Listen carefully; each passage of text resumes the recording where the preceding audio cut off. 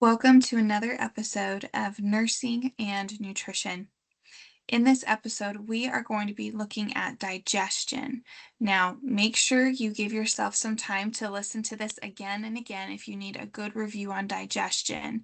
But also know if you have the ability to get out maybe a pencil or a pen and just write a few thoughts down if you need during this podcast, that might help you to remember these certain points of digestion.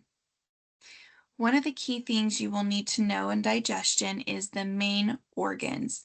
So remember, a main organ of digestion is what food passes through.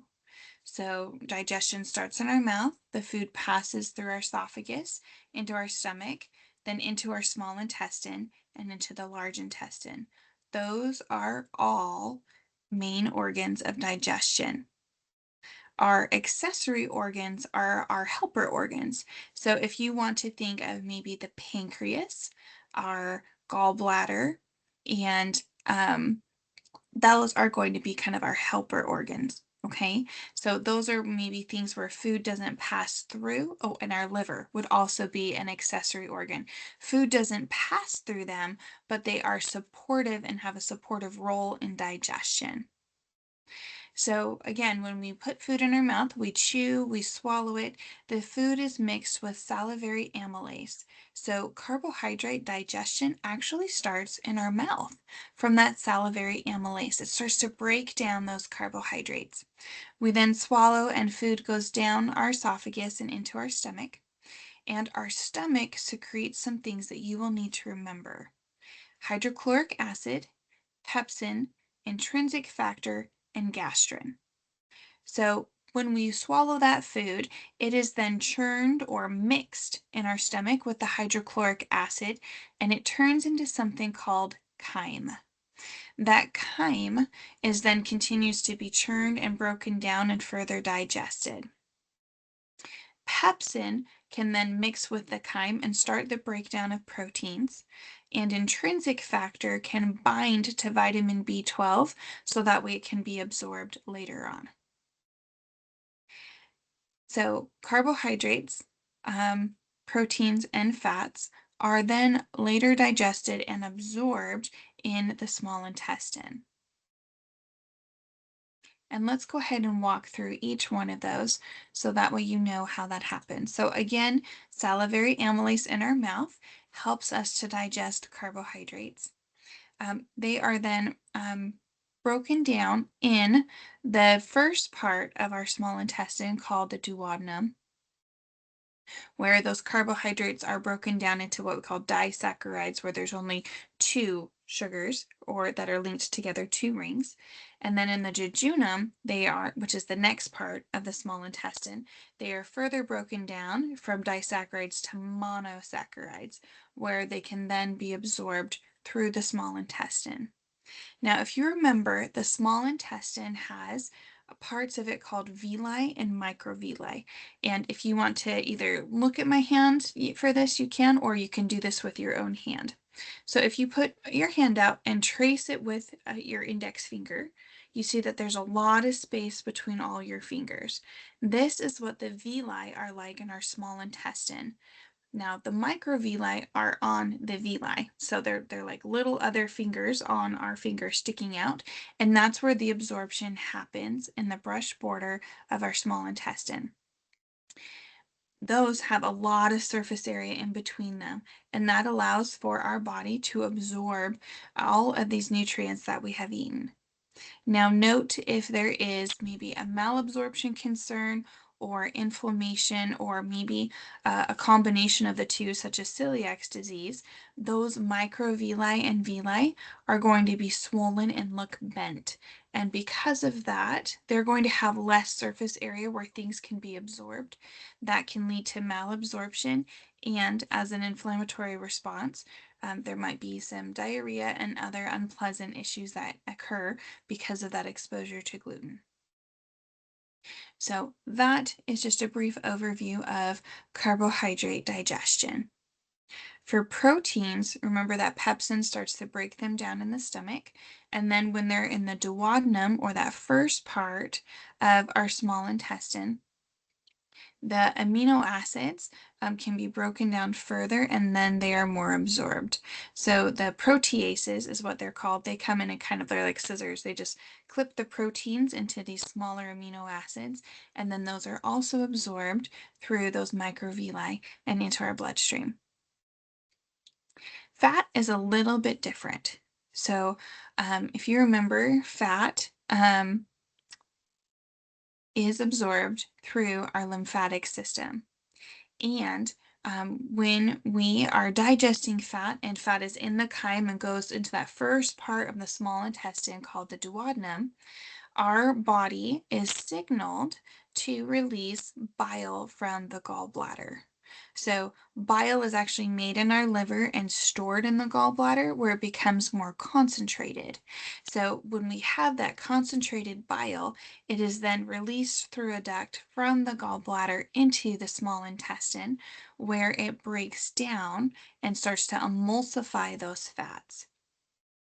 So maybe a triglyceride then is turned to a monoglyceride. So maybe instead of having three linked together, it's just one fatty acid by itself. And then those are turned into free fatty acids and are later absorbed in the jejunum, which is the next part of the small intestine.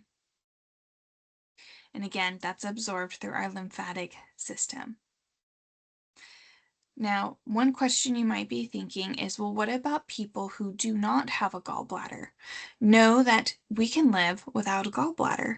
It's just that the bile will still be produced in our liver and it can still go through those ducts to the small intestine, but it won't have the opportunity to be concentrated anymore. So that's part of why someone, when they have their gallbladder removed, it is recommended that they follow a low-fat diet. So that way their body isn't trying to use something that's not concentrated on a very high-fat meal. That's where some pain can occur if someone who has had their gallbladder removed sometimes tries to eat a meal that is very high in fat. So they can still digest the fat, just not a lot of fat at one time. Know that ulcers can also occur in the stomach. So ulcers happen when there's kind of like a hole or an eroding in the stomach lining. Usually I find that that is linked to having either an excessive production of hydrochloric acid or sometimes it's linked to stress. And I've also seen it be a factor when someone is not eating consistently, often in maybe anorexia nervosa, that type of eating disorder where food is avoided for long periods of time. I've seen ulcers develop in those patients too. Heartburn can happen when maybe there is a food that was eaten that was maybe really high in fat. Think of maybe like a deep fried food, how sometimes people will eat that and then later say, "Ooh, well, I can feel that one." That is the stomach sphincter on the top. So the sphincter is what closes and opens between different areas of our digestion tract. So there's a sphincter on top of our stomach, and when that is loosened a little bit, sometimes that acid can come up, and that's what is often noted as causing heartburn.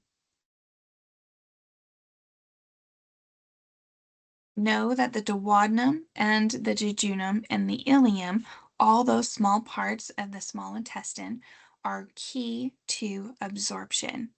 So, if we have a patient who has part of their small intestine removed, I want that to send a bell off in your head that we need to make sure that that patient is still able to receive nutrients that they're no longer going to be able to absorb because that part of the small intestine is missing.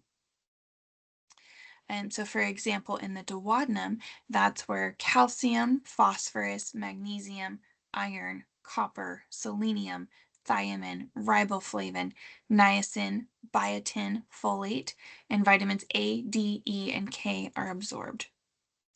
In the jejunum, many of those are also absorbed there, as well as zinc is absorbed in the jejunum, folate, vitamin C, and pantothenic acid. Those are absorbed in the jejunum, as well as magnesium is absorbed in the jejunum. Our lipids are absorbed in the jejunum as well through the lymphatic system, and we also have some amino acids that are absorbed in the jejunum. The ileum is where our body will reabsorb those bile salts and acids from the bile that was used in order to use those again. Vitamin C, folate, vitamin B12, vitamin D, vitamin K, and magnesium are also absorbed in the ileum. One thing I find is something that's misunderstood is where water absorption occurs. So, our ileum, that last portion of the small intestine, is actually responsible for most of the water that is reabsorbed. That's also where sodium absorption happens. So if someone has their ileum removed, we need to be really mindful and make sure that their vitamin B12 and their sodium and their water levels for hydration are still adequate because they're missing again that part of absorption. Next, in the large intestine, there is some more sodium, chloride, and potassium that is absorbed there, as well as vitamin K and biotin. Water is also absorbed in the small intestine, but not as much as what is absorbed in the ileum. So that was a brief walkthrough on digestion and nutrition and absorption. Feel free to reach out to your professor if you have additional questions. You can also re-listen to the live webinar we had in week 3 of this semester. So thank you again for your time. Take care and flame forward.